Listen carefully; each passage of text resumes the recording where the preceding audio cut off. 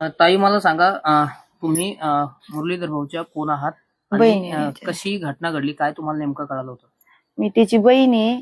बर तिची घटना कशी घडली आम्हाला काहीच सांगू शकता येत नाही. बर पण आम्हाला असं माहित झालं का ते दरीन पडला म्हणून सनी का तिघ पडले म्हणे, तिघाचा मृत्यू झाला त्यांचा जागेवरच. बर मग आम्ही तिथं आलो, याला घाटीला आलो आम्ही.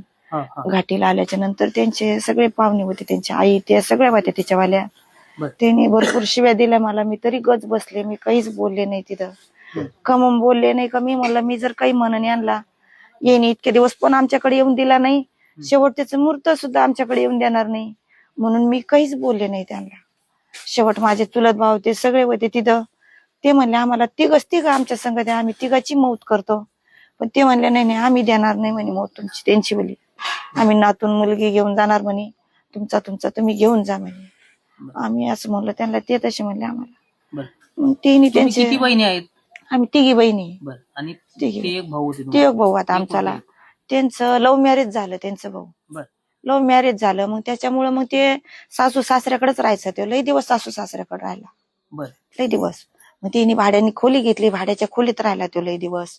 आणि आता पण भाड्याच्या खोलीतच राहत होता ते. बर पण माझ्या मुलाचं लग्न जमल्याच्या नंतर मला सगळे पाहुणे रावळे म्हणले इतके दिवस नाही आला नका की ना, पण तू फोन कर, तो लग्नाला येईन. बर म्हणून मग मी त्याला फोन केला. मी म्हणलं भाऊ लग्नाला येशील का? तर म्हणे हा बाई. मला आधी तिने तडा बोलून घेतलं. मला बोलला, मी म्हणलं भाऊ काही असू परताच मागचं सोडून दे, पण आता लग्नाला ये. बर मला म्हणला येईन बाई लग्नाला. मग आले होते का? हा, मग मी म्हणलं बहिणीला घेऊन ये, पोराला घेऊन ये. ते म्हणला बाई ते नाही येणार, असं म्हणलं ते मला. मग लग्नाला आला त्यो.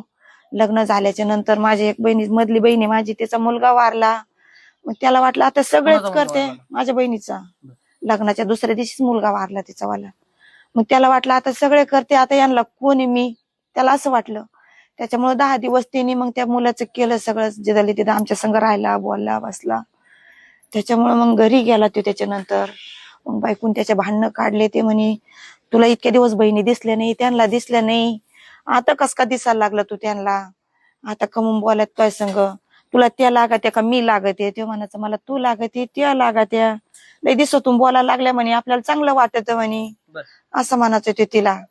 मग त्यांनी दोघा मायल्या का त्याला शिव्या दिल्या. लग्न झाल्यापासून तिकडेच राहायला गेले होते? तिकडच राहत किती होता. वर्ष झाले त्यांना साधारण? 22 वर्ष झाले असतील तरी त्याच बर लग्नाला. मग 22 वर्षात 22-23 गावाकडे वर्ष. किती वेळा आले ते आता? तो कंटिन्यू यायचा, तो असं यायचा, ते येत नसा असं नाही. हा. पण माझ्या आई वडिलाला बोलत नसता तो. बर असं दारातून इथून जायचा ते त्याच्या वावरात. पण कशामुळे बोलत नव्हता? कशामुळे बोलत नव्हता ते काय व्हायचं, त्यांच्या दोघांचे थोडी किरकिर व्हायची यांच्या संग बोलल्याच्या नंतर.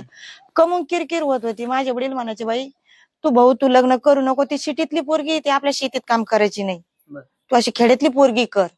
पण त्याला पसंत होती, त्यांनी मनाने लग्न केलं. माझे आई वडील लग्नाला गेले नाही, काही नाही, फक्त बसून मला लग्नाला तिने आणलं होतं फक्त. ते म्हणे सगळे येणार लग्नाला, तू ये. मी त्याच्या लग्नाला गेलते फक्त, बाकीचे कोणीच लग्नाला नव्हते.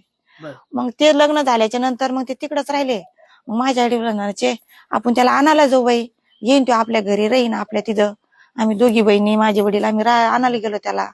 नाही येऊन दिलं. तो बी म्हणा मला नाही यायचं, तिच्या दाखाने म्हणाचा देव नको, मला नाही यायचं आता ही म्हणायचं. कालची जी घटना घडली परवा दिवशीची, हा, तुम्हाला घटना घडल्यावर माहित झालं की घटनेच्या आधी काही फोन वगैरे? काहीच नाही, फोनच नाही. तर बर. आम्हाला त्याचा फोनच नाही आला त्या दिवशी. कसंच नाही आला. करायचं तो, आम्ही खोटं बोलत नाही, आमचं जे खरंय ते आम्ही ते खरंच सांगणार. आम्ही खोटं बोलू शकत नाही, आम्हाला खोटं पण बोलता येत नाही. आम्ही एवढं 4 महिन्यापासून आम्ही दोघं बहीण भावंड, तिघं बहीण भावंड, आम्ही अशी एकूणाला बोलायचो फोनवर. पण आमच्या घरी नाही आला तो. फक्त एक दिवस आम्ही तिघं बहीण भावंड आम्ही इथं आलो. इथं मुक्कामाला राहिला. आई वडिलांपाशी म्हणलं आपण गेल्यानंतर आबा आपल्याला चांगलं वाटतं तू आल्याबरोबर आमच्या बरोबर, म्हणून आम्ही तिघं बहीण भावंड आलो, मुक्कामाला राहिलो. मग त्या दिवशी बी आता 15 दिवस झाले. तर मग ते माझ्या वडिला त्यांचं कर्ज माफ झालं. तो काय म्हणला मला कर्ज काढतो मी आणि त्यांना कर्ज काढून देतो. मग मी म्हणलं तू जाय, त्यांचे काय बँकेत पैसे असते थोडेफार काढून आण आणि कर्जाचं करून घे तुझं कुठाना तू. म्हणून तो आला इथं रातभर राहिला. यांना दुसऱ्या दिवशी रोडला गडला घेऊन गेला, तिथून आणून सोडलं. त्याला ते काय कर्ज निघालं नाही. तर म्हणे बाई मी 8-10 दिवसांनी येतो, परत करतो म्हणे कुठाना. त्याच्या तो गाडीवर निघून गेला यांना इथं सोडून सनी. मग बाकीच्या नंतर यांच्या संग फोनच नाही त्याचा 15 दिवसापासून. फक्त मग आमच्या संग फोन राहायचा त्याचा बोलायचा, बाकीचं काहीच नव्हतं. म्हणजे हे त्यांच्या घरात वाद होत होते हे सुद्धा तो आम्हाला काही सांगत नव्हता का आमचे असे वाद झाले का काही का काय. फक्त त्याला घराच्या बाहेर काढल्याच्या नंतरच मी असं बोलले झालं माझं तेच बोल. ते म्हणला बाई मला तिने घराच्या बाहेर काढलं. मी म्हणलं कमून काढलं भाऊ. तर ते म्हणे बाई ती मला डायरेक्ट म्हणते त्या लागते का मी लागते तुला. मग तिने दोघा मायल्या काल मला भांडून शिवाय देव करून बाहेर काढून दिलं. पती पत्नी कधी गावाकडे आलेच नव्हते? नाही यायचे ते पण इकडे घरी नव्हते येते. ती तिकडेच रोडला उभा राहायची. ते वावरात जायचा चक्कर मारून चालल्या जायचं. ती तसं येतच नसं उगा कधी मध्ये एखाद्या वेळेस तो रोळ यायची. बरं आता बहीण भावाची भेट तुमची कधी झाली होती शेवटची? आता त्याला 1.5 महिना झाला. बरं. आम्ही इथं आलतो त्याला 1.5 महिना झाला. हम्म. त्याचीच आमची गाठभेट झाली तेवढीच फक्त. तीच माझ्या शेवटची मुलाच्या लग्नात त्या दिवशी 1 दिवस आणि आता 1.5 महिना झाला त्या दिवशी 1 दिवस एवढीच गाठभेट झाली आमची.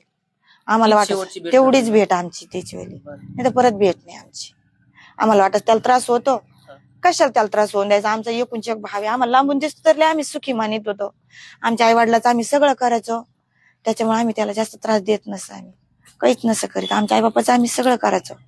आणि त्या दिवशी सुद्धा बोलणं झालं आमचं आणि त्याचं बोल भाऊ तू काही करू नको आई बापाचं. फक्त या जाय त्यांच्या संग बोला जाय राह जाय बसा जाय उठा जाय काही करू नको आम्ही सगळं करतो. माझं आणि त्याचं एवढं पण बोलणं झालं त्याच्यासोबत. ते म्हणलं हा बाई हाय ना मी करीन ना. मला असं म्हणलं ते. तुमचं नाव? माझं शोभा राजेंद्र मस्के. तुमचं कुठलं गाव? माझं दहीगाव गाव आहे पण आम्ही भेंड्याला राहायला आहे.